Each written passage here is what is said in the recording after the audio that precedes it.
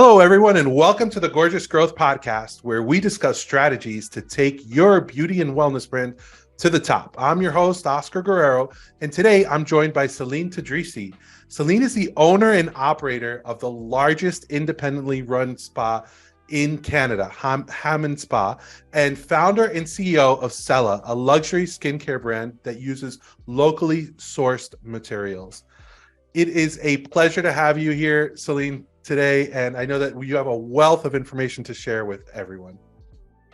Great, thanks, Oscar. I'm really excited to be here and honored to speak on your podcast. Thank you. So let's jump right in. It's really amazing. I understand that you have 18 years experience in the industry, and you started this all the way back in 2005. So I would love to learn, how was it that how did you start and why? Great question. So I am a huge supporter of starting with why. I'm not sure if you read the book or not. So the why for me with why I started my initial brand was really the driving force and the focus that allowed me through the difficult first years of learning the business to keep track and sustain myself. And the why behind why I opened my first spa location was I was inspired by through my travels by visiting different lifestyle spas all around the globe. The traditional Turkish baths in Istanbul, the hammams in Morocco, the traditional Korean bathhouses, and more unisex universal spas in Scandinavian countries. And I wanted to create a lifestyle-based luxury spa experience in Canada, where people would have it as an extension of their overall lifestyle and a regular retreat to escape to. Wow. So what about how did you find your product line? Yes, so the creation of my product line, Céla, is a little bit of a unique journey for a skincare brand to start. Céla, which actually is the name, I have 3 daughters, and Céla is the name of my 3 daughters kind of mixed together. So that was the inspo to me, and I'll say it's a brand and my fourth love that's very, very personal to me. And Céla grew organically through my needs and wants through operating my spa. My first spa location, once we were able to get into an operational flow, we're open 7 days a week, and we were seeing over 1,000 clients a week. And we do a lot of body treatments, a lot of facials, and to service all of those people effectively, that requires a lot of products, professional-based products. And I was frustrated with importing from all around. I was importing professional products, and I was also inspired to create the exact fit for what I wanted with the luxury spa experience, and to source locally in Canada. I'm a 12th generation Canadian, so a little biased in that sense. And I wanted to learn more about what is available in Canada in skincare, and be able to incorporate that in the manufacturing of my products. That's great. Now, as we know that a lot of the materials that are normally sourced in skincare products are coming from Europe. They're coming from different parts of the world. How do you feel the materials that you're sourcing in Canada stand up to the ones that are coming from other parts of the world? This part of the journey with my skincare line has been really the most exhilarating and fulfilling for me, because my background in terms of education is economics and accounting. So outside of the beauty and formulation world, But I started doing a lot of research and have since partnered with some of the larger universities and colleges in Canada to research and create product formulations and source supply chains. And I will most definitely say I've been in this industry for quite a while. And in the past, the gold standard or the locations globally that were referred to as pristine for skincare have been Switzerland, Paris, anything in France. It has a cliche to it, but I can honestly say that Canada, in terms of natural skincare ingredients, is the top place in the world for formulations. So it's been a really rewarding, exciting part of my journey with my skincare brand. Nice. So that's wonderful to hear. So what markets are you in? Are you only in Canada? No, right now we are in Canada, in the US. We are in the Middle East. We're in a few spas and retail offerings in Dubai. And I have since gotten all of my regulations to distribute throughout Europe. So we have a few small partnerships in Europe, and I work with a couple of spas in Spain. Okay, wow. So, and then so you're working with spas, you're selling directly from your spa. What other channels are you on, basically? Yeah, so I mean, I guess just because of the dynamic of where my background comes from, I was able to set up a few different supply chains that have benefited me to grow accordingly. So, when we first launched, I had an e-commerce website and I was able to sell direct to consumer. But the main focus has been on strategic wholesale partnerships. In the US, we are with Ulta Beauty online. So that's great to getting an awareness in the US market. And I'm also with a number of spas throughout the world, wherein we supply their large size product to treatments. We have all of the protocols and training from my own spa operation, and then the corresponding retail complements for the services. Now, the fulfillment that you have, do you do it yourself, or is that farmed out to somebody else? Right now, when I first was expanding in the US, I had a distribution and fulfillment center based out of Miami. And during the pandemic was a very difficult time for us because in the beauty industry, service beauty industry, we were pretty hard hit. And I had to, for the most part, close my spa operations. So at that point, I decided to move back a portion of inventory and close my fulfillment and warehousing in Florida, and I got a warehouse connected to one of my spas. And with that, I was able to keep a large portion of my staff employed, who learned from doing facials and massage to fulfillment.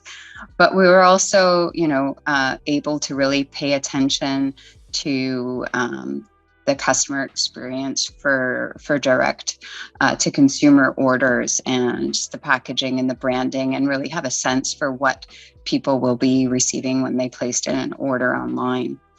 Yeah, that's amazing. It touches on many different points that I think that are very valuable. The first, just like going back to how your brand was born, how your products were born, they were born from the spa. So it was an experience that you had, and you saw the need, you saw the opportunity, and then you seized that. And then after that, just being inventive and entrepreneurial enough to turn COVID around from focusing on, services in the spa to actually products, and in the meantime being able to keep people employed by doing that, I think is quite a feat. And then the third thing that you touched on that I really think is worth talking about is the experience, right? Like, in my experience, when I talk to brand owners, what I tell them is that if you have and typically speaking, when we're talking with skincare, hair care brands, it's usually a luxury product that they're selling online when they're doing direct to consumer. They're not selling a $10 or $20 product, right? So what I tell them is, you really have to focus on the experience, and trying to create a luxury experience virtually is not easy. And I think that it really revolves around every single touch that you have with your customer. And what is oftentimes overlooked is that touch includes the packaging, just the packaging, right? Yeah, it's critical. I can go on and on about the importance of packaging, especially in the beauty industry. It is so competitive, and it's really important to have a strong pulse and direction that is aligned with your packaging at all levels, from your shipping box to your core package design and philosophy. So with my product lines, I had the benefit of a personal touch with the packaging design, as my husband is architect and designer. So we really took a lot of time to have the ethos of the brand reflected in the packaging. So it's very luxe. There's a lot of gold. I'm biased, but the packaging is beautiful. It's something that you would want to have displayed on your counter, not put in a shelf. But moreover, what the inspiration was is we looked at aerial views of the Canadian topography and rock formations, and used that as a template for different marbleized patterns. And because I come also from the background as being a buyer, from operating my spas, I used to go to buying shows and different launch parties. And I realized that, it's so competitive to be able to get that second glance or attention from the consumer or from media. Your product better be beautiful on the inside and out. So I added a lot of rich colors and metallics into these patterns, which we actually hand created in his studio, and then used those patterns to send to the product manufacturer in high resolution. And that is all of the patterns of my products. They're all unique and were created by us. And even in my warehouse where we do all of our shipping and distribution, I have those original marble slabs all up on the wall, kind of showing the process and the details behind the packaging. Amazing. Yeah. So that's for all of you out there who are listening and you've been wondering if packaging is important. There's your answer. It 100% is. Again, it's all about the impression, right? I mean, for me, it's the packaging, the communication, getting the messages, placing them at the right time, even the tone, the voice, all of that. I think for a luxury brand is super, super important. So do you do any paid advertising? No, I do not do, and I have not done paid advertising. I've always gone through word of mouth for my spas, and I think from my strategic channels of sales, it allows me to get exposure. I had the opportunity and continue to work with a number of the larger beauty boxes in North America, including Ipsy and FabFitFun.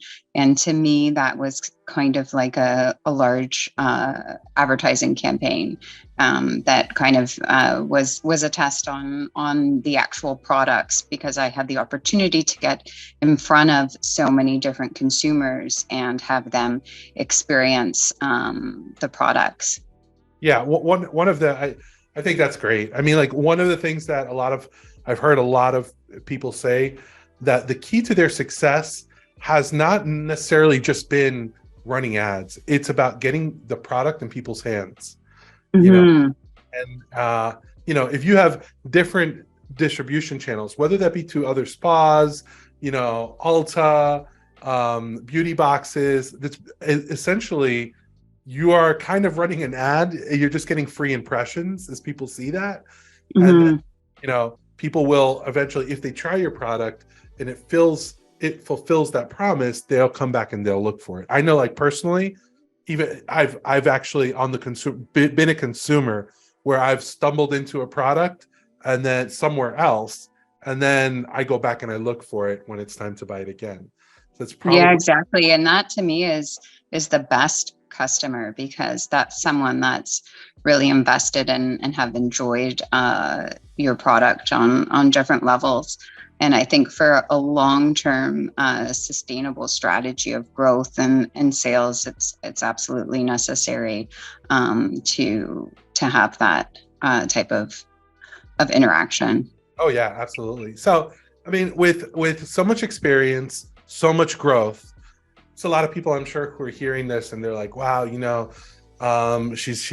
has a product line, she's got the largest spas. I'm sure that all of that took a lot of work and there were lessons learned along the way.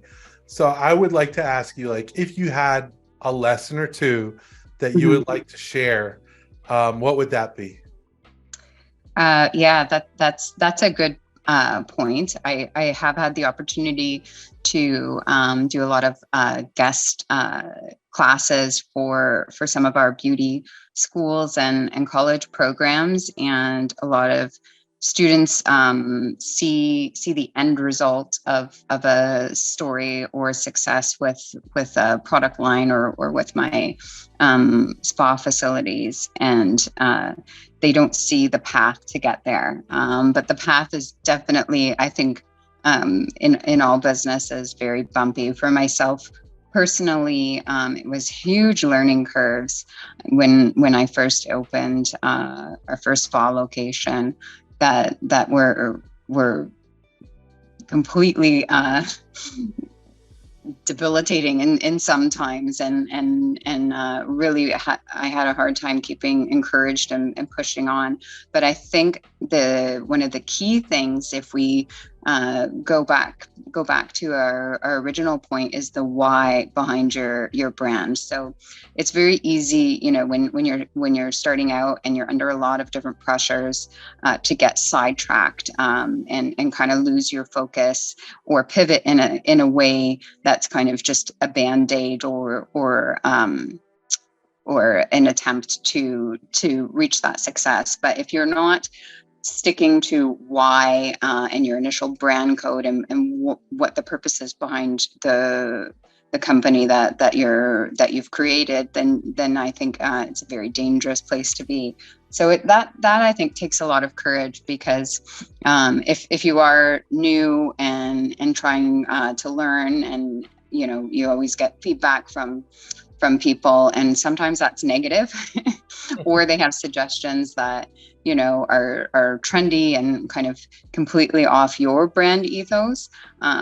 Being able to ignore that noise, I would say, and kind of stay in the line of where you're planning to go and why you initially started is really critical and challenging, and especially for I think myself as a female, a lot of times we're more of an agreeable personality that tends to doubt ourselves in terms of decisions and tough decisions, which always happen at the beginning of a company. and being able to kind of just, walk towards the friction is really key. Yeah, absolutely. I'm a big believer in the why part, especially it's and I think that for those of you out there who've never checked out Simon Sinek, Mm-hmm. he's actually a master in this, and he has a TED talk and a book, and if you look into Find Your Why by Simon Sinek, you'll find an amazing insight to that. And then I know that for most entrepreneurs, we all go through hard times. So, recentering and realigning with that is essential to being able not only to survive, but also to thrive and eventually be able to reach, the places where people like Celine has been able to reach. Absolutely. And I think another thing is, if I were to just note on, going through the hard times, but it's also doing the tasks and the things on a day-to-day basis that are not enjoyable and not fun. And a lot of, I've had the great fortune to be in an industry that I personally love and find interesting. But an important part of being successful is also looking at your accounting statements and your cash flows and, doing regular touch bases with everyone in your organization and dealing with repairs and dealing with, all different things that aren't fun, and they're not, Instagrammable or that other side is really critical to a strong business. Yeah, absolutely. There's a I don't remember exactly where it came from, but it's a concept that I've heard that's called "eat the frog," and it's basically they say do those things that you don't want to do, and do them first and get them done. And it's really the discipline and pushing through that in order to actually achieve something, right? And what you mentioned is something I oftentimes, when I talk to brand owners, it's like they love certain parts of the business. So they may love formulation, they may love the marketing, they may love, the TikTok and the Instagram part of it. But the business side of it, a lot of people shy away from. They don't want to look at P&L reports. Yeah. But it's definitely something that if you don't get familiar with, that it's gonna actually probably cause a business to plateau at one point, right? Yeah, you can't make I think intelligent decisions if you don't know all aspects of what's happening. Absolutely. Oh wow. So listen, I want to thank you for having I want to thank you for having you on the podcast. It's been amazing. I really appreciate everything that you shared with us. If we want to know what is new and exciting, either with the spas or with the brand, where should people look?